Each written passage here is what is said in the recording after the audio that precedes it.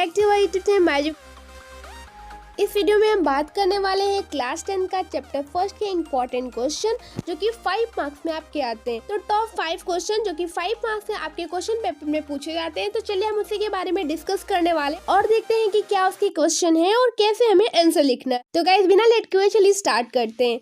तो सबसे जो पहला क्वेश्चन है वो है define a balance chemical equation, यानी कि हमें बताना है कि बैलेंस केमिकल इक्वेशन क्या होता है। Why should an equation be balanced, हमें किसी भी इक्वेशन को बैलेंस करने की क्यों जरूरत पड़ती है। तो गाइस जैसा कि मैंने 1 मार्क्स के क्वेश्चन एंड 3 मार्क्स के क्वेश्चन में भी इस क्वेश्चन का डिस्कशन किया हुआ है कि किसी भी केमिकल इक्वेशन को बैलेंस करने की इसलिए जरूरत पड़ती है बिकॉज वो लॉ ऑफ कंजर्वेशन ऑफ मास को फॉलो करते हैं।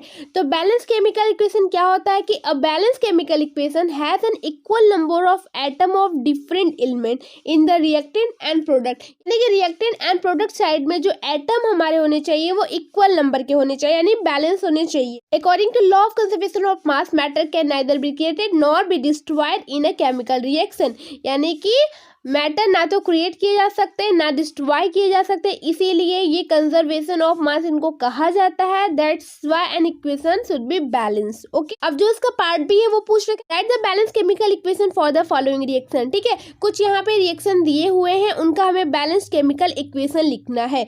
तो जो सबसे पहला वो पूछ रखा है कि phosphorus burn in presence of chlorine to form phosphorus pentachloride. अगर फॉस्फोरस को हम बर्न करते हैं इन प्रेजेंस ऑफ क्लोरीन के प्रेजेंस में तो हमारा बनता है फॉस्फोरस पेंटाक्लोराइड, यानी कि PCl5।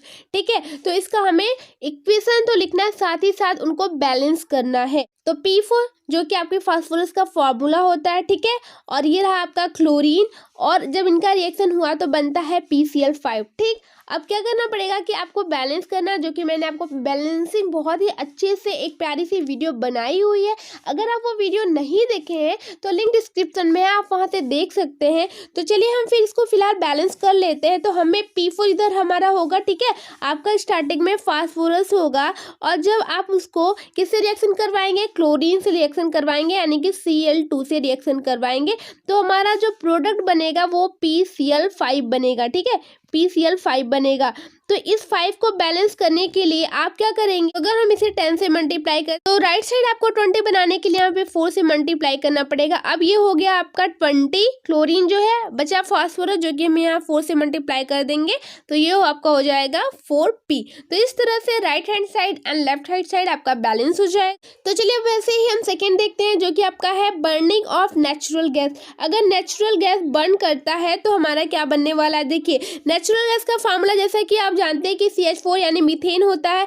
अगर उसको ऑक्सीजन से रिएक्शन करवाते जो कि इसका फार्मूला होता है O2। ठीक है, अब ये CH4O2 का रिएक्शन होगा तो आपका कार्बन डाइऑक्साइड बनेगा, ठीक है, साथ ही साथ वाटर बनेगा और हीट एनर्जी जो होगी रिलीज होगी। लेकिन आप देखेंगे कि यहाँ पे H2O है और यहाँ पे CH4 होगा, तो देखिए यहाँ पे 4 हाइड्रोजन होगा, जबकि यहाँ पे स्टार्टिंग में कितना रहेगा, 2 रहेगा। उसको बैलेंस करने के लिए अगर मैं फिजिक्स को अच्छे से समझाऊं तो इधर आपका क्या होगा, CH4 होगा। ठीक है, CH4 का जब हम ऑक्सीजन से रिएक्शन करवाएंगे तो हमारा बनने क्या वाला है, CH4 और ऑक्सीजन का रिएक्शन करवाएंगे तो CO2 बनेगा। ठीक है, और साथ में क्या बनेगा, H2O बनेगा। ठीक है, और जो हीट रिलीज होगा वो तो होना ही है। ठीक है, तो इधर देखिए आपका 2 हाइड्रोजन और इधर 4 है, तो आप क्या करेंगे, तो जब आप यहाँ पे 2 से मल्टीप्लाई करेंगे तो इधर आपका 4 हो गया और इधर भी 4 हो गया बैलेंस। लेकिन आप यहाँ देखेंगे यहाँ 2 और 2 4 ऑक्सीजन, यहाँ 2 ही है, तो 2 से यहाँ पे भी मल्टीप्लाई करेंगे तो आपका इस तरह से ये रिएक्शन जो होगा बैलेंस हो जाएगा। और अगर हम लास्ट की बात करें जो कि है द प्रोसेस ऑफ रिस्पायरेशन, जो कि मैंने पिछले वीडियो में भी इसके बारे में डिस्कशन किया है कि हमारे बॉडी में होता है ग्लूकोज, और ग्लूकोज का रिएक्शन जो कि हम ऑक्सीजन लेते हैं जब उससे होगा तो हमारा क्या बनेगा, CO2 और 12H2O। ठीक है, तो आपका लेफ्ट हैंड साइड में क्या होगा, ग्लूकोज होगा, ऑक्सीजन होगा, वाटर होगा। ठीक है, और आपका जो प्रोडक्ट बनेगा वो कार्बन डाइऑक्साइड और वाटर बनेगा, साथ में एनर्जी भी आपका इवोल्यूट होगा। ठीक है, चलिए अब हम मूव ऑन करते हैं सेकेंड क्वेश्चन पे। Explain two ways by which food industry prevent rancidity. हमें दो ऐसे वेज बताने हैं जिसकी वजह से फूड इंडस्ट्री जो है हमारे फूड को प्रिवेंट करती है, ठीक है, रेंसिडिटी होने से। रेंसिडिटी के बारे में मैंने आपको बता दिया है कि वो उनका ऑक्सीडेशन हो जाता है जिसकी वजह से वो जितने भी आपके ऑयली और फैट वाले फूड हैं वो खराब हो जाते हैं, ठीक है। तो हमें वो दो वेज बताने हैं। पहला क्या, rancidity can be prevent bye adding antioxidant, जिसमें मैंने आपको बताया था कि हम नाइट्रोजन गैस का यूज करते हैं। नाइट्रोजन गैस एक एंटीऑक्सीडेंट की तरह ही होता है। तो यहाँ पे बात वही क्या कि by adding antioxidant to food containing fat and oil, butylated hydroxyanisole, butylated hydroxyanisole is added to a butter as antioxidant. तो बटर में हम एंटीऑक्सीडेंट का जो यूज करते हैं उसका नाम क्या है, ब्यूटिलेटेड हाइड्रोक्सीएनिसोल, ठीक है। दूसरा क्या हम देख सकते हैं कि it can be prevented by packing fat and oil containing foods in nitrogen gas, जो कि मैंने आपको अभी अभी बताया कि नाइट्रोजन गैस का यूज करते हैं। नेक्स्ट क्या है कि discuss the importance of decomposition reactions. हमें डिकम्पोजिशन रिएक्शन का इंपॉर्टेंस के बारे में बताना है। मेटल इंडस्ट्री विद 3 पॉइंट्स, ठीक है। मेटल इंडस्ट्री में डिकम्पोजिशन रिएक्शन का क्या इंपॉर्टेंस है उसके बारे में बताना है। तो जो आपका मोल्टेन NaCl यानी मेल्ट हुआ NaCl जो होता है उनको इलेक्ट्रोलिटिकली डिकम्पोज किया जाता है, जो कि हमारा लास्ट में सोडियम मेटल का फॉर्मेशन करता है, ठीक। पहले इंपॉर्टेंस ये। दूसरी इंपॉर्टेंस की बात करें तो aluminium metal is obtained by electric decomposition. Bauxite ore जो होता है आपका उसके साथ इलेक्ट्रिक डिकम्पोजिशन करवाया जाता है। तो बॉक्साइट ओर का इलेक्ट्रिक डिकम्पोजिशन करवाया जाता है एल्युमिनियम के साथ। का प्रोडक्ट बनता है उसका यूज किया जाता है क्रायोलाइट के फॉर्मेशन में, यानी क्रायोलाइट में मिक्स करके किसी भी चीज का फॉर्मेशन करवाया जाता है। Third one is that the carbonate ore. Carbonate ore का हमें यूज करना पड़ता है थर्मली डिकम्पोज करके, ठीक है। होता क्या है कि कार्बोनेट ओर जो होता है उसका थर्मली डिकम्पोजिशन करवाया जाता है और ये हमारा देता है मेटल ऑक्साइड, ठीक। मेटल ऑक्साइड जो आपका बनता है उनका यूज किया जाता है किसी अदर मेटल के रिडक्शन के लिए, ठीक है।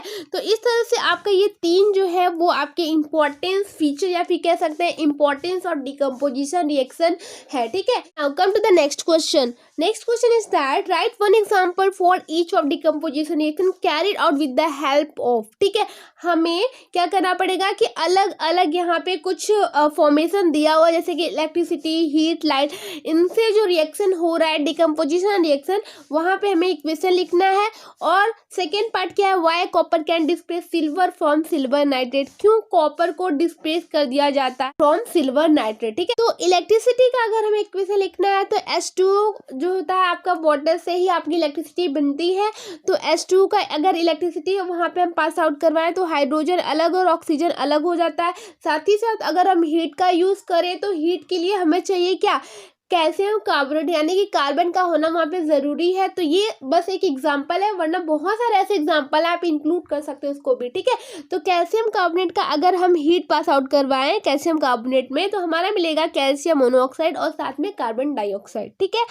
और बात करें अब अगर हम लाइट की तो हम सिल्वर ब्रोमाइड का यूज करते हैं सनलाइट के प्रेजेंस में, तो हमें मिलता है सिल्वर जो कि एक साइनिक सब्सटेंस मिलता है, साथ में हमें ब्रोमीन मिलता है, ठीक है। क्वेश्चन का पार्ट बी है, वो पूछ रखा है कि Y copper can displace, copper क्यों डिस्प्लेस कर देता है सिल्वर को from silver nitrate. Silver nitrate से सिल्वर को डिस्प्लेस क्यों कर देता है copper. Copper can displace silver from silver nitrate because copper is more reactive than silver. Copper जो होता है वो ज़्यादा रिएक्टिव, ज़्यादा स्ट्रांग होता है in comparison to the silver. That's why copper reduce the copper displace the silver from the silver nitrate, ठीक है। तो आप देख सकते हैं कि इक्वेशन में कॉपर जो है कैसे डिस्प्लेस करके कॉपर नाइट्रेट बना लेता है और सिल्वर को अलग कर देता है, ठीक है। तो रीजन भी यही रहा और इक्वेशन भी ये रहा। चलिए अब हम मूव ऑन करते हैं क्वेश्चन नंबर 4 पे। Question number 4 is that what is oxidation reaction. ओहो, कितने बार ये पूछ रखा है कि ऑक्सीडेशन रिएक्शन क्या होता है, और साथ में ही हमें एग्जाम्पल भी बताना है कि ऑक्सीडेशन रिएक्शन के कौन कौन सी एग्जाम्पल है वो देने हैं। Is oxidation is an exothermic और एन एंडोथर्मिक रिएक्शन। क्या ऑक्सीडेशन एक एक्सोथर्मिक या फिर एंडोथर्मिक रिएक्शन है। तो चलिए अब हम इसके आंसर पे फोकस करते हैं। तो ऑक्सीडेशन रिएक्शन वो रिएक्शन होता है जिसमें इलेक्ट्रोनेगेटिव एलिमेंट ऐड होता है, या फिर कह सकता है कि ऑक्सीजन ऐड होता है।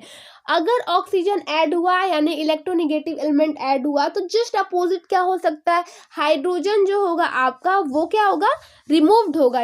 या फिर कह सकते हैं इलेक्ट्रोपॉजिटिव एलिमेंट आपका रिमूव होगा। तो हम सबसे पहले ध्यान देंगे कि ऑक्सीजन अगर ऐड हुआ या फिर इलेक्ट्रोनेगेटिव एलिमेंट ऐड हुआ या फिर इलेक्ट्रॉन गेन हुआ तो वहां पे क्या होगा, आपका ऑक्सीडेशन होगा। जस्ट रिवर्स में आते हैं, हाइड्रोजन इलेक्ट्रोपॉजिटिव एलिमेंट या फिर कह सकते हैं लॉस ऑफ इलेक्ट्रॉन अगर होता है तो वहां पे क्या होता है, ऑक्सीडेशन। तो चलिए अब हम इसके एग्जांपल को देखते हैं। Fe+2, ठीक है, यहाँ पे आपका आयरन पे 2 चार्ज है और अगर ये प्रोडक्ट में हमारा बनता है तो Fe पे एक हमारा जो चार्ज होता है उसकी गेनिंग होती है। तो इसका मतलब ये हुआ कि इलेक्ट्रॉन का लॉस हुआ। ठीक है, इलेक्ट्रॉन को लॉस का मतलब होता है कि हमारे जितने भी एटम या मॉलिक्यूल जो भी हो तो उन पे प्लस चार्ज आता है, तो लॉस ऑफ इलेक्ट्रॉन हुआ यानी ऑक्सीडेशन हुआ। साथ ही साथ एक और एग्जांपल अगर हम देखें जो कि हमें बताना है कि ऑक्सीडेशन एक्सोथर्मिक होता है या एंडोथर्मिक होता है, तो उसका एक एग्जांपल यहाँ पे दिया हुआ है कि अगर हम कार्बन का ऑक्सीजन के साथ रिएक्शन करवाएं तो हमारा बनता है कार्बन डाइऑक्साइड।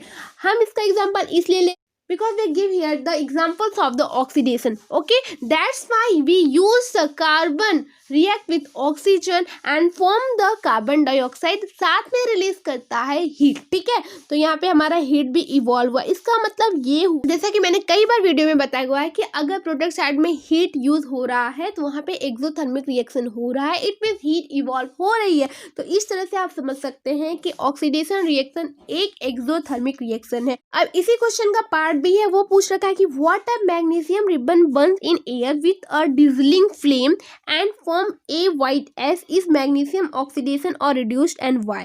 कह रहा है कि अगर एक मैग्नीशियम रिबन को हम एयर में बर्न करें डेजलिंग फ्लेम के साथ, ठीक है, ये एक बहुत छोटी सी एक्टिविटी थी जो कि एनसीईआरटी में दी हुई थी, मैंने वीडियो में अच्छे से इसको समझाया हुआ है। तो चलिए आंसर पे फोकस अगर हम करें, magnesium is getting oxidise, magnesium oxidise हो जाता है। ठीक है, अगर हम बात करें मैग्नीशियम ऑक्सीडाइज कैसे होता है, तो मैग्नीशियम जब ऑक्सीजन से रिएक्ट करता है मैग्नीशियम ऑक्साइड का फॉर्मेशन करता है। इट मीन्स क्या हुआ कि वो ऑक्सीजन को ऐड कर रहा है। ठीक है, ऑक्सीजन को ऐड इन द सेंस ये है कि लॉस ऑफ इलेक्ट्रॉन हो रहा है। तो magnesium is getting oxidise because it is losing electron to form magnesium+2। ठीक है, and oxygen is gaining electron, oxygen electron का गेन करे to form O-2, therefore it is getting reduced। इस तरह से मैग्नीशियम जो है वो ऑक्सीडाइज्ड हुआ और साथ ही साथ ऑक्सीजन जो है रिड्यूस्ड हुआ। ठीक है, तो ये पूरा ऑक्सीडेशन का एक एग्जांपल हुआ। मैग्नीशियम ऑक्साइड का फॉर्मेशन भी हो गया। तो क्वेश्चन नंबर 4 आपका एंड हुआ। चलिए अब क्वेश्चन नंबर 5 पे मूव ऑन करते हैं। Question number 5 is the last question of this video. Right any 2 observation, हमें 2 ऑब्जर्वेशन लिखना है in an activity which may suggest that a chemical reaction has taken place. हमें ये बताना है कि केमिकल रिएक्शन कहीं अगर हो रहा है तो कौन से 2 ऑब्जर्वेशन होंगे जो आपके दिमाग में सबसे पहले आ रहे हैं। ठीक है, give an examples to support of your answer, हमें एक एग्जांपल भी बताना है इस आंसर को सपोर्ट करते हुए। ठीक, तो केमिकल रिएक्शन की अगर बात करें तो कई सारी चेंजिंग होती है जो कि केमिकल रिएक्शन का बहुत ही सटीक आंसर बताती है। तो 2 अगर हम ऑब्जर्वेशन की बात करें तो चेंज इन स्टेट, पहली बात स्टेट चेंज हो जाता है। ठीक, जो कि हम बहुत डिटेल में नहीं जाने वाले हैं, बस आपको बता रहे हैं कि क्या क्या ऑब्जर्वेशन हम कर सकते हैं। चेंज इन कलर, कलर की भी चेंजिंग होती है। और अभी अभी मैंने बताया था कि क्या होता है, इवॉल्व ऑफ गैस, गैस का इवोल्यूशन भी होता है। ठीक है, और क्या हो सकता है, चेंज इन टेम्परेचर, टेम्परेचर का भी चेंज हो सकता है। तो ऐसे बहुत सारे एग्जांपल है, लेकिन यहाँ पे 2 ही आपके ऑब्जर्वेशन दिखाने हैं हमें। तो आप लिख सकते हैं कि change in state and change in colour, और जो भी आपकी मर्जी हो। ठीक है, अब हम एग्जाम्पल पे बात करते हैं। ठीक है, lead nitrate is white crystalline solid, lead nitrate की बात कर रहा है जो कि एक व्हाइट क्रिस्टलाइन सॉलिड है। ठीक, on heating gives yellowish brown, जब हम इन्हें हीट करते हैं तो येलो कलर का एक ब्राउनिश सॉलिड बनाते हैं जिसका नाम होता है लेड मोनोऑक्साइड, जो कि आप यहाँ पे इसका फॉर्मूला भी देख सकते हैं। Brown gas is evolve and colourless gas is evolve. ठीक है, एक कलरलेस गैस भी इवॉल्व होती है और साथ में एक ब्राउन कलर की भी गैस इवॉल्व होती है। It shows chemical reactions has taken place, और ये बताता है कि केमिकल रिएक्शन हो रहा है। बिकॉज आपने क्या पढ़ा, चेंज इन कलर, ठीक है, इवोल्यूशन ऑफ गैस, ये सारे क्या है, केमिकल रिएक्शंस के ऑब्जर्वेशन को बताते हैं। ठीक है, तो आप यहाँ पे इसका जीता जागता एक अच्छा सा एग्जांपल देख सकते हैं। सो गाइस, इस तरह से आपके टॉप 5 क्वेश्चन कंप्लीट हुए हैं। और गाइस, अगर वीडियो अच्छी लगे तो वीडियो को लाइक कीजिए, चैनल को सब्सक्राइब कीजिए, दोस्तों के साथ शेयर कीजिए और अगर इस चैप्टर से रिलेटेड कोई भी डाउट हो तो आप हमसे कमेंट सेक्शन में पूछ सकते हैं गाइस। तब तक के लिए टेक केयर।